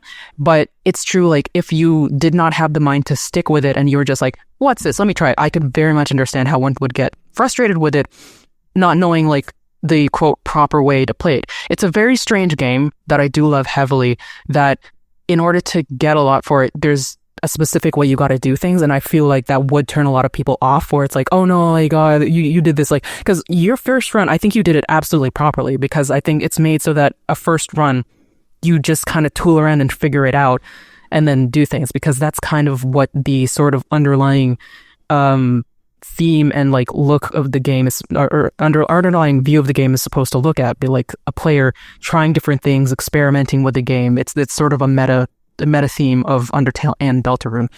And then yeah, you would do your first run you did, kind of doing whatever, trying whatever, making wrong decisions, it's fine. Do your second run as a proper pacifist run now that you know that like there are ways to spare completely everybody. Because I think I accidentally killed somebody very early in my Undertale run. I didn't want to, but it's because I didn't know that I would just have to do a certain thing to do it, and then later I did it. And then if you want like all of the pie at the consequence of like the theme, you would do your genocide run after that. But like it is kind of weird how a game is just like, no, you have to do it like this in a way. It's while the first run is very unstructured and you can do whatever, like the rest of it is quite structured, and like I don't know, like your mileage might vary with that one. But if you didn't like Undertale just because of like stuff like the gameplay and the themes not suiting you, you're not gonna like Deltarune, because it's pretty much the same gameplay. Actually, there's like minor things that have changed, but like it's the same kind of gameplay. It's still a bullet hell. It's still RPG elements. There's still like a bunch of stuff, and the themes are the same but more in a way. Like it's drawn out differently, but it's the same themes and same ideas and same criticisms, I think. But I would not know until I finished the whole thing. Amy. I have some counters to that a little bit. Like it's so weird with like Undertale, because, you know, it's in a lot of ways, it's a game about choice, but really you have two choices. And, you know, before Undertale was released, back when it was a, you know, baby Kickstarter campaign, you know, the tagline was a lot more prevalent, and I wasn't following it at this stage of its development, but the tagline of like, it's a game where no one has to die. And if you go in with that as gospel, then, you know, you will only be trying to not kill people or not defeat enemies throughout the entire game. And if you commit to that, and if you fully commit to that, it is a beautiful experience. It's a great, like, how long would you say it is? Like 8 hours total? I think so. Yeah, like 7-8 hours, 7 to 10, we'll say. And you have a really fulfilling experience from beginning to end, powerful, emotional, fantastic. If you take the other route, you get to do the famous Sans Megalovania fight. Hooray. But the problem is that 7 to 10 hours isn't nothing.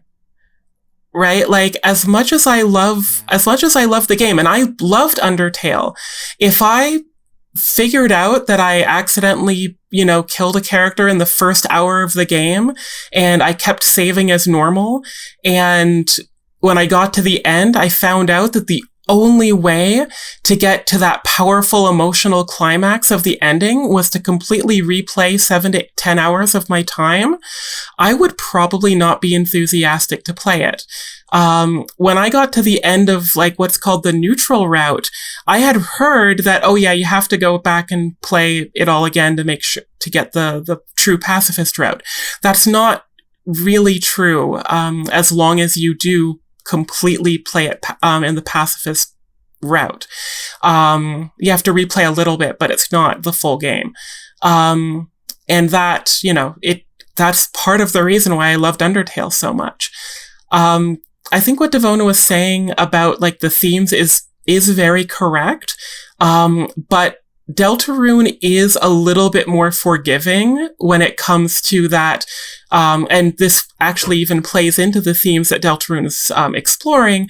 It's less strict when it comes to that in particular. So you don't really have to worry about, oh no, I killed someone and now the game will, you know, not unlock everything for me. There are lots of other things that won't unlock, like there's secret bosses and the different secret routes. But as far as like the core story experience, you're not going to miss out on the core story experience by making a mistake, essentially, which I think makes Deltarune a little bit more accessible in that sense. Yeah. I completely agree with that, and that is a good point. Yeah, like it is frustrating for that from Undertale for sure. And like part of me was like, is it really 7 hours? But yeah, looking at howlongtobeat.com, which I use for so many. Yeah, the main story is just 7 hours, and main plus like the full completionist is 20 and a half hours, which I assume is doing all 3 routes. And I guess if you split that into 3, I think. Yeah, like that's still like 7 hours per run, even though the genocide route would be significantly longer because it's significantly more effort rather than like a neutral pacifist route, especially if like your neutral route is like, oh no, I killed one person and now I'm not going to do it anymore or something like that. Like that would be like the shortest thing to do. Yeah, like that 30 hours is like 3 hours of fighting sands. Yeah, exactly. Like at least. But yeah, no, that is a very good improvement of like, you know, your main route stuff does not kind of go, haha, you didn't do it properly the first time in a way. And it like Undertale doesn't really do that, but it feels like that for sure. Like I jumped in knowing to do that, so I was like, I had the good graces to be like, okay, I know I have to do this, but you lose the magic a little bit from doing that. So I can see why it's like, but Deltarune doesn't let you do that. Like all of the ways that you can sort of quote mess up a run is if you're trying to do like an alternate thing, not just a regular main ending. And I feel like there's a lot that you can get from just doing a normal run of the thing, or at least I hope. I don't know, because we would have to finish the game to really know. And so far, it's a lot more gentle about that like game file related stuff. Like from theory stuff, it does seem like there are secret game file stuff going on, but like Undertale was incredibly strict about that. Like if you try to just reset the game, as long as like unless you like know how to do stuff with the code on your computer or the save files, Undertale would remember.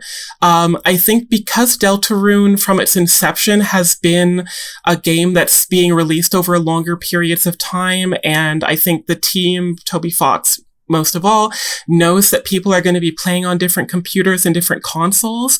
The stuff that you get from earlier chapters, the decisions, it's there, but it's not quite as pivotal. Like, you know, you get items. I'm sure there's going to be some dialogue changes, but, you know, he and the team knows that people are going to look up stuff on YouTube and see the alternate routes. Like, it doesn't seem the most important. So yeah. The accessibility, I think, is pretty great on Deltarune's favor.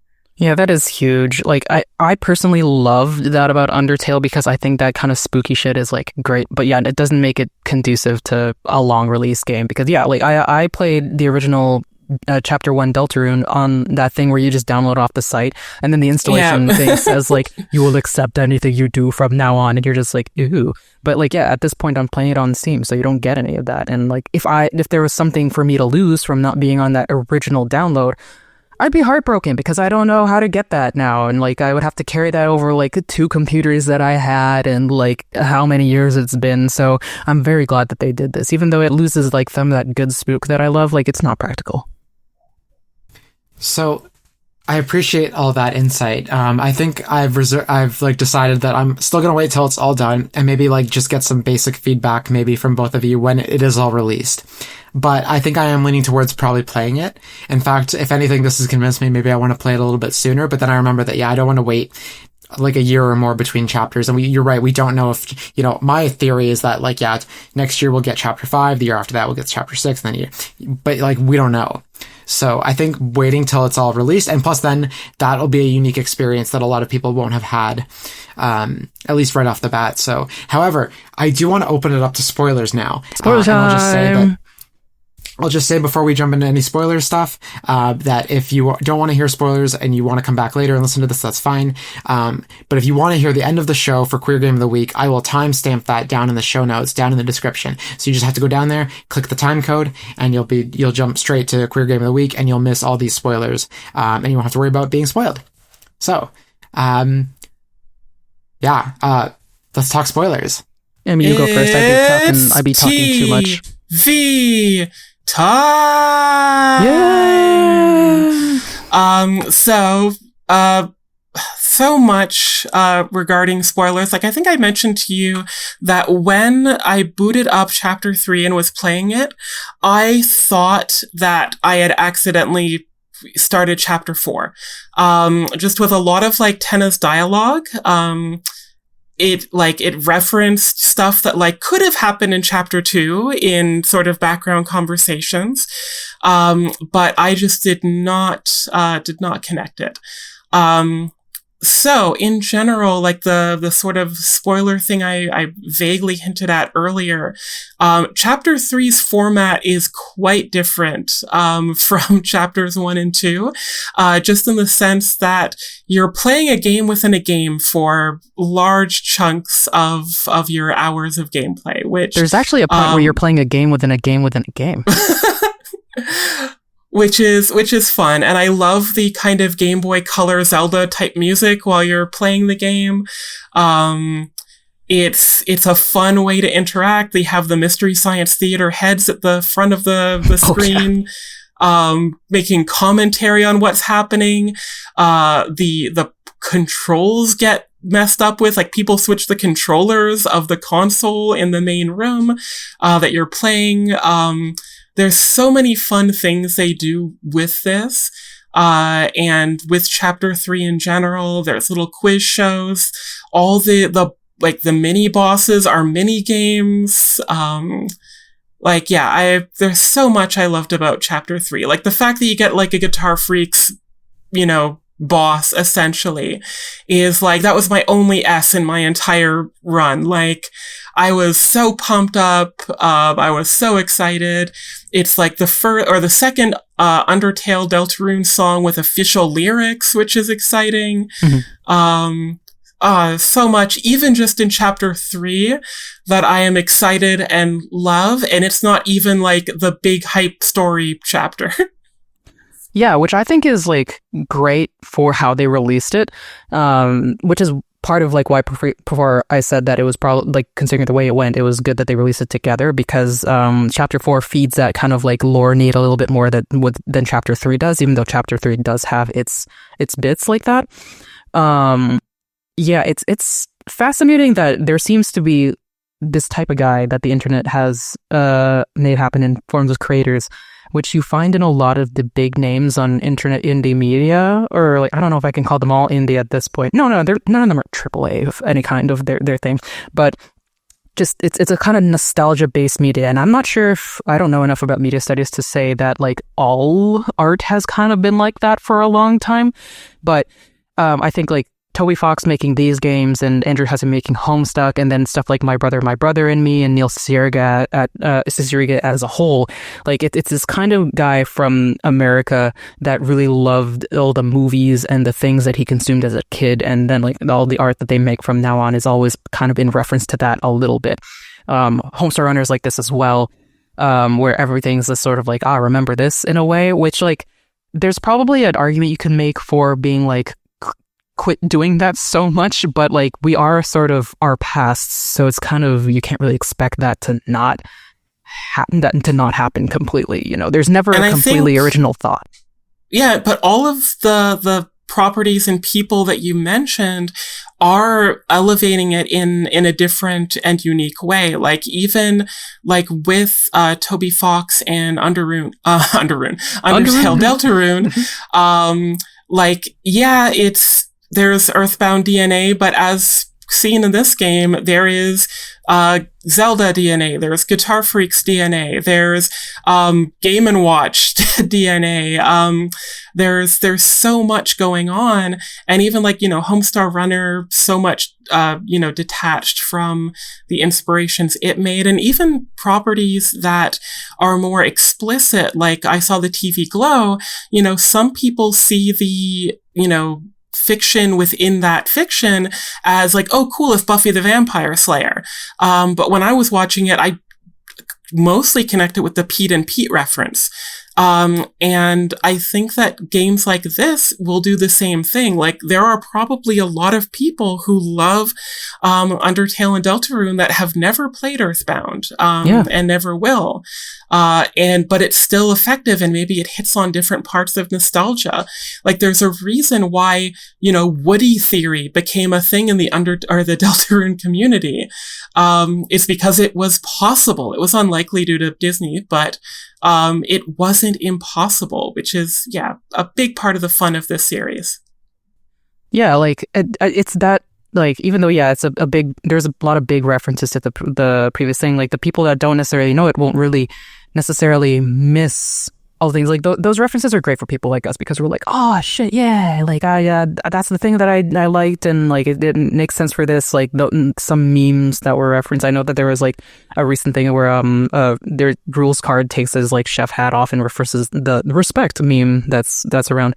But there's still like a warmth baked into it because of the love of these things. Like it's, even without knowing that, you still feel the warmth of familiar things and like fun, and texturally, like there's a lot of longing in the story and the way that's made, which what I like is that it's not a thing that's like, oh, I remember when things were better. Like there is this in actually chapter 3 where it's like, that's what kind of Tenna's whole thing is. Actually, they're fighting against it, I guess, because like Tenna's whole thing is like, let's go back to when it was better. And then I like this one, but like there was never like, you're right, why didn't we do that? There's like a love for the nostalgia, but sometimes we have to put it where it needs to be appreciated in a different place, or like just accept that it's also accept that it's not like that anymore, but still keep with it as like the warmth of the memories that we had playing these video games, watching these things, the time we have with family. That's a very important aspect of probably the game as a whole, but definitely in chapter 3 that I loved. It's nuanced and like really great in the sense that it isn't just, a reference as in like, oh yeah, I played this game, here's graphics that replicate it. It is part of the text as well. Like, as you were saying, like it is Tenna's whole deal. And like, it could be argued like the entire game's whole deal when you have a character like the protagonist, we'll call Chris the protagonist for now. And, their whole backstory is the fact that their brother went off to college. Like it is this huge, look at nostalgia and look at the past where, and I think what you said was like really accurate about like the elegance of how they approach that approach to the past. Like it's not like they're saying, oh, old TV sucks, we like new TV, or we like new video games. The characters don't really reference that too much in that sense.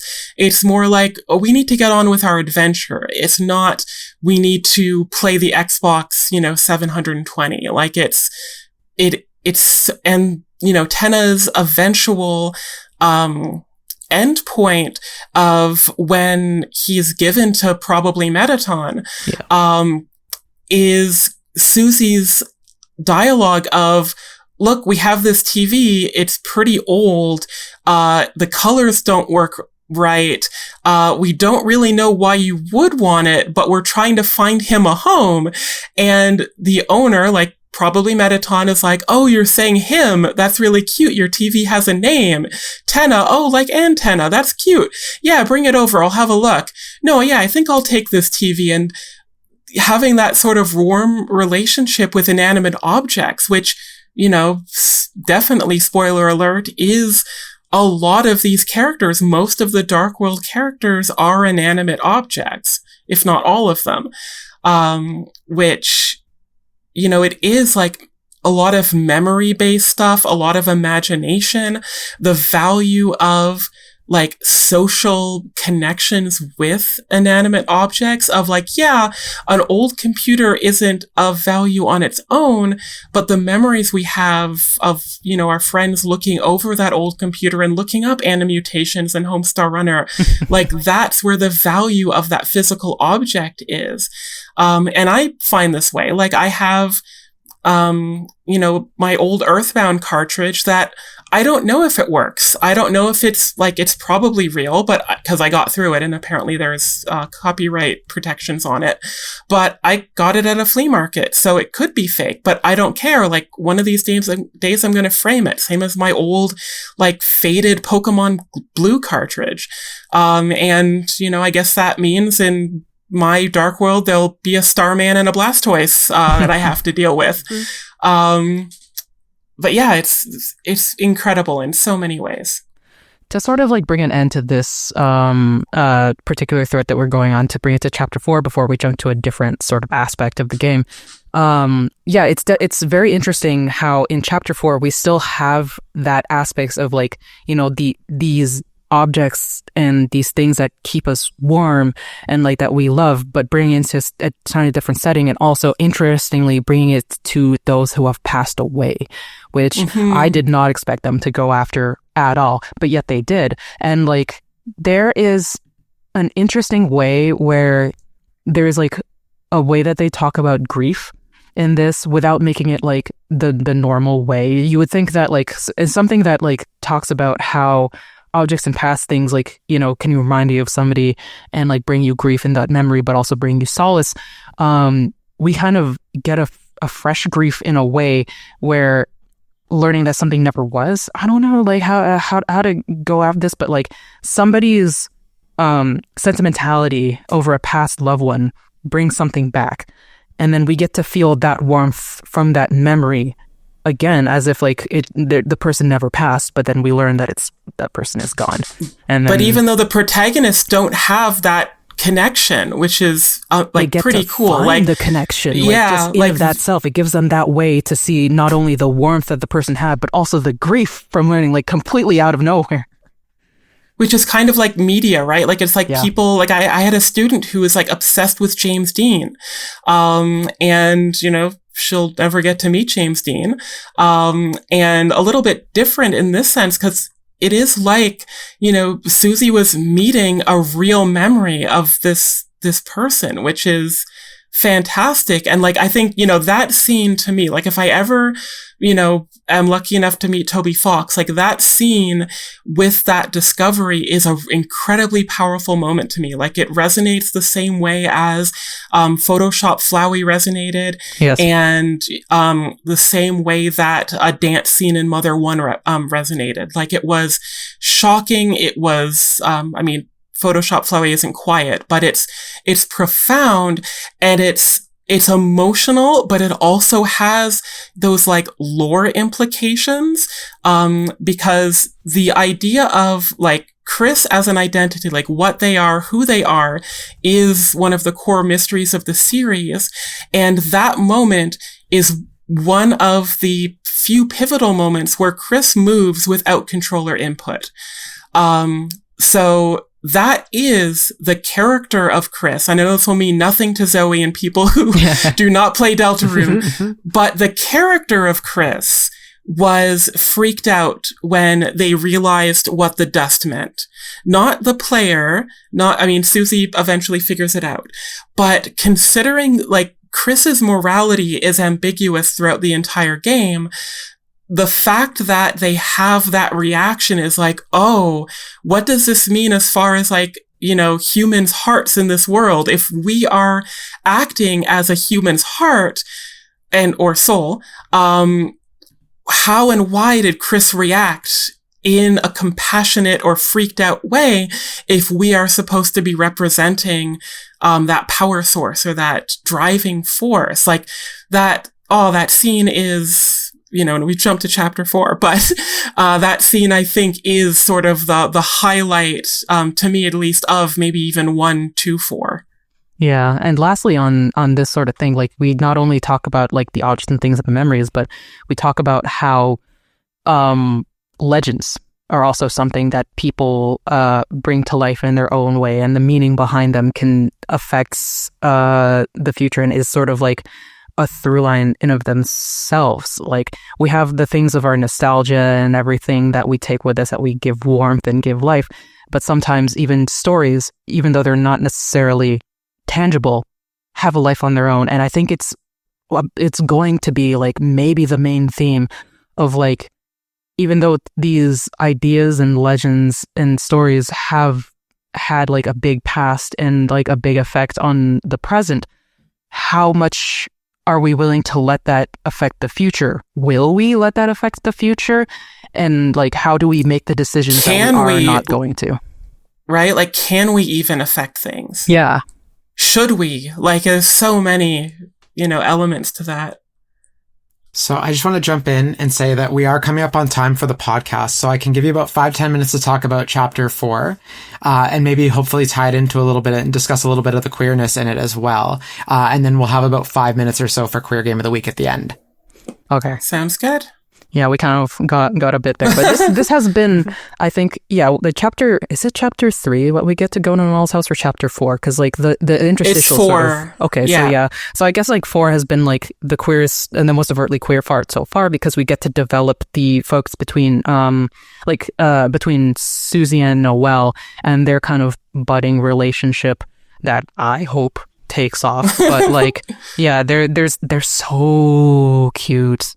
They're so cute in that one, and I love to see it. Like, other than the general, like, very good thing about Susie's character being, like, a very neglected kind of person that's learning about softness and caring and, like, being a better person, just having somebody appreciate even the roughness of Susie, like, without necessarily her changing completely before. Like, I love that, like, you know, that these two girls can just overtly be like, there's never a, but we're both girls. It's not a thing. We just get to be. And that's, like, the strongest part of that. And, like, Susie in the church mentioning, like, oh yeah, this church seems pretty tolerant. And, you know, it's kind of unclear what she means about that. Like, it could be that, oh, you have a human who goes here. It could be that, you know, I'm crazy, angry, you know, person, and you're being nice to me. But it could also be like, oh, this is a queer positive church. I mean, there's no evidence to that. But I think when you use the term tolerant and church in the same group of sentences, people are going to think in that direction. Definitely. Like, in real life, it has that aspect to it. Like, I think that's what's going to resonate with most people. I personally think that within the text, it's more about, like, her behavior, because there's been no indication in the lore of the world and the way things are that there has been any kind of, like, homophobia or even sense of, like, homo versus heterosexuality. It's just people just do whatever. But that is definitely going to be something that stands out for people in our world that are interacting with the text. Yeah, exactly. And then the other, you know, sort of feature for people who don't know about Deltarune is that this time the, I guess, protagonist, I'll call them, Chris, is canonically non-binary. And weirdly enough, like, the use of they, them pronouns might be accurate in both grammatical senses. Yeah. Which is, you know, somewhat problematic in the sense of getting people to accept they, them as a singular use. But, you know, it is kind of cool because there was, like, with, Frisk, or the main character of Undertale, it was a little bit more ambiguous as far as their, gender identity. But with Chris, it's a little bit more overt, like, not necessarily in the text, but they never use he or she pronouns. Yeah. I think, like, with Frisk, it's because Frisk is normally referred to is in, like, the second person, which is it's never, like, you know, that one over there. It's like, oh, you kid, hey kid, come on. So you never really get that. But yeah, Chris a lot of the times gets, like, referred to as, like, well, we're gonna talk about Chris and what they do and everything. So there's a lot that's able to underline that for anybody who cares. But yeah, with the whole, like, maybe literally they, them, in a way, like, it's a way of looking at it. But I think, like, you can't, it's not like we are Chris because you put your name in the beginning. You are you, and Chris is Chris. So, you know, at least I think that's the way that we're going to go with it. We might not. Yeah, I think but so. I just mean in the sense that, like, sometimes the characters are referring to Chris, but, you know, sorry, they are referring to us. Yeah. They don't know that they're referring to us, but, you know, what we did was us. Yeah, and I think, like, we'll probably see more of actual reference to us in future, because, like, I spent, like, a good chunk of yesterday just, like, watching weird root stuff on YouTube, because that's what I do. I'm not gonna do it myself because I'm too much of a wooby about it. I'm just like, no, I don't want to hurt them, even though, like, that's, you know, it's there's something to be said for, like, putting your hands into the content yourself to get what you want. But I don't want to. But yeah, like, it seems like there's some very explicit ways that the characters are realizing that there's someone else, and I think that's great. It's exciting. Yes. Where we've been talking a lot about stuff that happens in Chapter 4, but in comparison to Chapter 3, which is that sort of game within a game, plus mini games, Chapter 4 is in some ways a lot more traditional RPG in the sense that you're walking around talking, gathering items, doing a lot more traditional battles. There are battles in Chapter 3, but it feels like a lot more in 4. The puzzles are even more RPG / top-down adventure game style with like the climbing and the jumping that goes on. We still get creative boxes. Shout out to Jackenstein. You're taking too long is going to linger in the internet or on the internet for years to come, I'm sure. Great stuff overall, lots of great lore stuff, particularly if you go for the secret route Gerson stuff, which I didn't, but I did watch a lot of videos for. But even in the main route, lots of stuff with the Roaring Knight mystery that continues to be a mystery, but we get a lot more hints. The Chapter 4 is separated mostly between Church and Noelle's home in the light world, and then we get a different kind of dark world that goes through, I guess, 2 different iterations that is a little bit more, I want to say, standard, like the kind of thing we saw in Chapter 1 and 2, but still unique in its own way. Am I missing anything particular about Chapter 4? I think it's fascinating how Chapter 4's sort of Dark World sections serves to mechanically illustrate how it works in the world, where you have the thing about like how the person that makes the dark world is how that influences how it looks like inside. So we get to see one that was made by the Knight and then by another character, because up until now we have seen the one that Chris made and then the ones that the Knight made, but there was no side-by-side comparison for like what the same kind of world made by somebody versus somebody else had, because but this is the first time we had like the same area made by 2 different people. And then we revealed the big consequence that we have not been really we've only heard of but have never actually seen up till now, the Titan, which we get an amazing animation by Small Boost Studios about just like this huge introduction to a huge enemy that is like we've never seen before. It was very good for making you excited for the next part. Before we move on, I want to be like, what do you think about who's the Knights? What's your take on who the Knight might be if the Knight is somebody else? What do you think? So, there is, I do find it really fascinating that the Knight does mimic Chris's animations.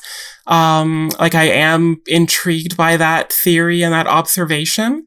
I think that, the Knight is someone who knows Chris, and I mean, the character Chris, not us. So they're, Chris's connections, is fascinating. I do think it's one of the deer. I know the antlers could be a red herring, but, considering, what's going on, I'm in it's either Des or Carol, camp. My initial thought that it was the sick one, I forget it's Rudy. So my initial thought that it was Rudy, but, I am kind of in the leaning Des camp at this point. Just with how much Carol is connected to Chris with that weird, you're welcome here anytime, mystery quote. That's where I'm leaning. What about you? I am basically in the same thing where it's I don't think the antlers are a red herring, because it's something that you can easily, if you're not completely deep into the theory crafting of it, you might miss. And in hindsight, I might be oh, of course. But yeah, I do think it's one of the holidays. I don't think it's Rudy. I never kind of did, because I feel like Rudy was always meant to be kind of a foil for Carol the whole time, whereas Carol is incredibly buttoned up and serious, and Rudy is just not, and and for good or ill, he's just supposed to be kind of a an odd couple kind of thing. I do think it's probably December, very much related to December.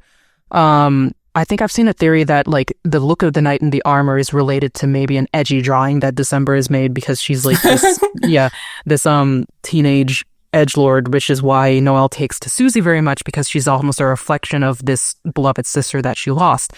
We have seen Noelle around, and it doesn't make sense for it to be Noelle because she was locked in the second Dark World by accident, but like on purpose, not by accident, but like not just as like another party. So it's probably not her. I think it would be cool if it was Carol, just because we have this like old lady, girl boss kind of thing being an actual boss. But yeah, it makes sense because December seems to be important.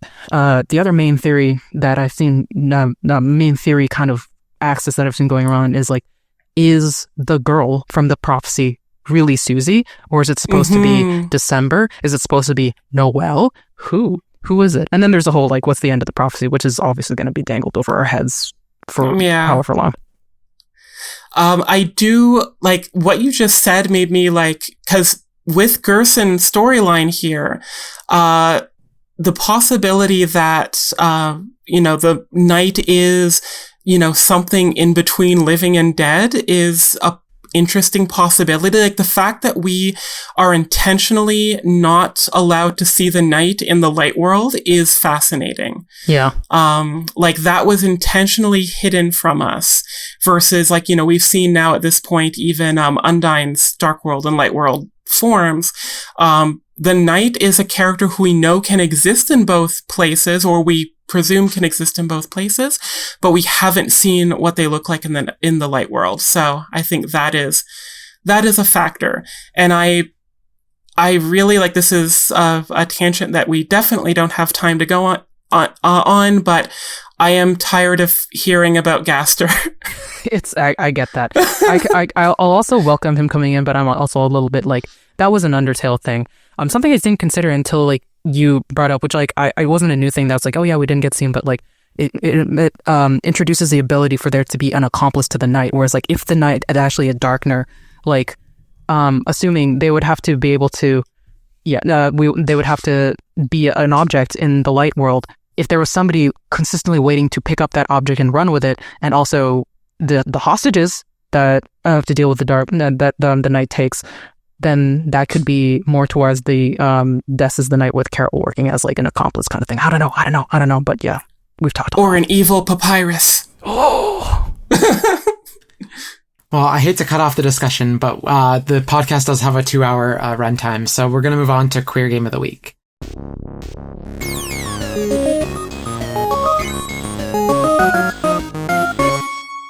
Devona, you have a queer game for us this week. Oh, yes, that's right. It's me. So my queer game that I'm introducing is actually also one that I have gifted to Amy-Lynn. But this is called A Normal Lost Phone. That's the whole thing, a normal lost phone. And it is a little bit of a spoiler that this is a queer game in a way.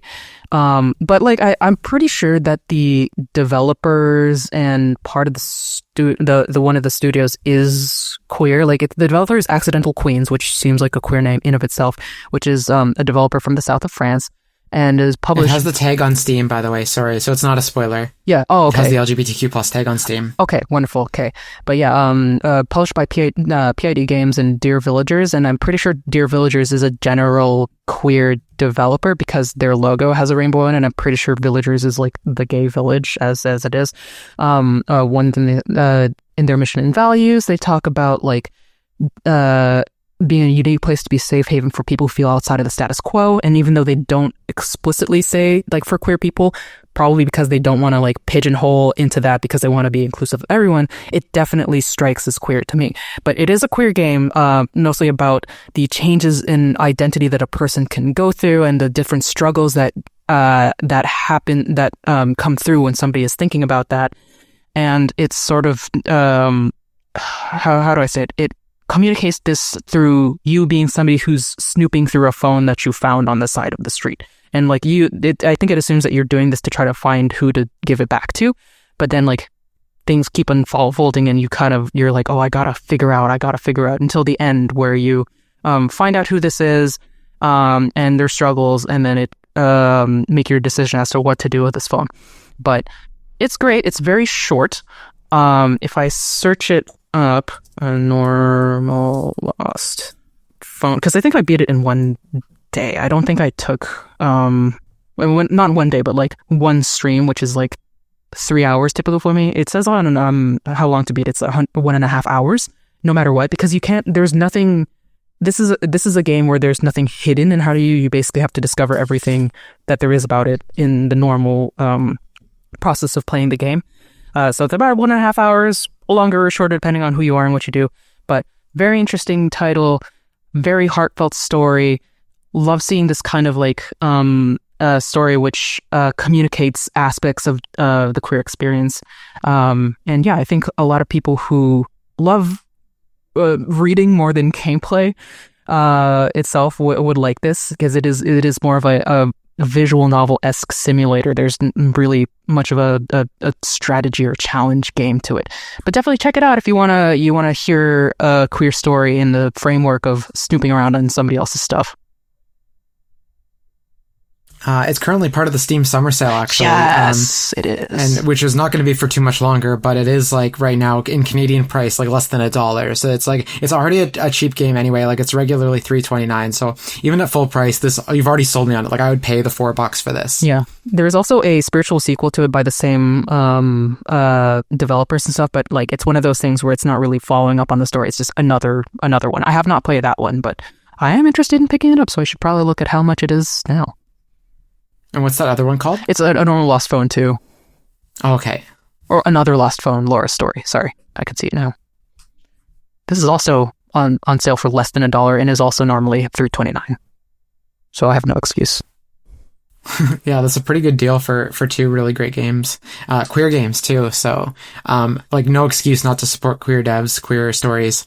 At such a decent price too, especially even without the Steam Summer Sale discount, which is like 72%, like even just like full price, like that's already like for an hour and a half of content alone. I think that's worth it. And you said you got like 3 hours out of it sounds like you can kind of make this as long as you need it to be. Yeah, you can. I think like I only use like 2 hours or something. Like when I say it like took one stream, I don't necessarily mean that I took the whole stream, but like I got it in 3 hours or under. So that's fair. Yeah.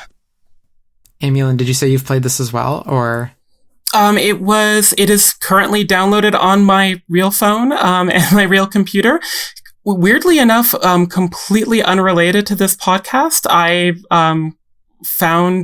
remembered that I wanted to play it and I had it re-downloaded. So it's weird that it came up so coincidentally. Well, that's fair. Maybe next time you're on, you can tell us what you thought of it. I'm going to pick this up too, and actually maybe the sequel as well, because for less than $1, like that's a steal for this, what you've sold. And not like before I even knew the price, I was already sold on this, and then I saw that it was $1. So yeah. And if you want to do kind of like a middling price, you can get it off itch.io, which I think a lot of developers prefer. But on itch.io, it's like $2.99 USD apparently, which is probably the same as like the $3.29 price before. But yeah, it's not on sale there currently. But you know what? You can do what you prefer.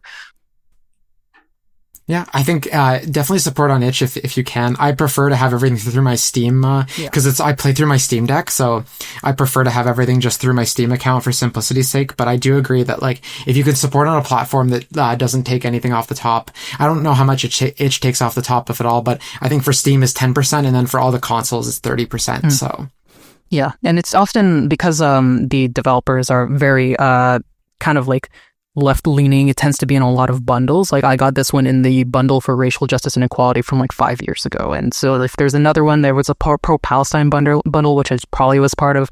But you can also watch out for those if you really want to get a whole bunch of games in one go. Yeah, that's perfect. All right, so we are out of time though, but I want to thank you both for joining me and for letting me let you loose on Deltarune as much as I could. Where can people find you both? Okay. Okay, I'm going first. All right. So you can find me on Twitch primarily at twitch.tv/Heldevo, which is spelled HELDEVO. And this is a weird time to be promoting it because I'm about to go on a break for about 2 weeks while I have stuff going on.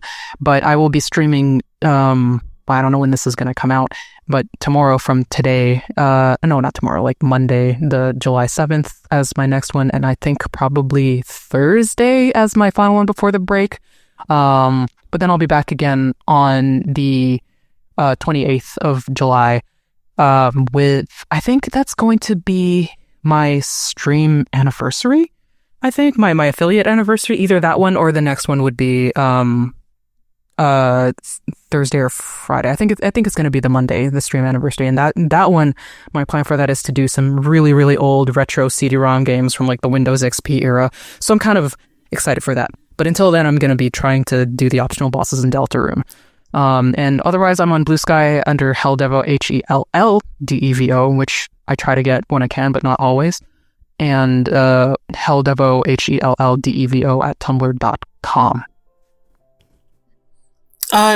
Amethyst Lilac on Instagram and Blue Sky. The I in Lilac is a Y to match my name. And I'm usually tagged by Zoe, so that makes it easy. That's fair. Well, thank you both for joining me this week. Thanks for having us. Thank you. Thanks to your avatars for joining me for another episode of your Queer Video Game Podcast. If you've made it this far into the episode, I really appreciate you taking the time to support queer-made content. If you want to support the show, it would be really great if you could leave a rating, review, or comment on your preferred podcast platform.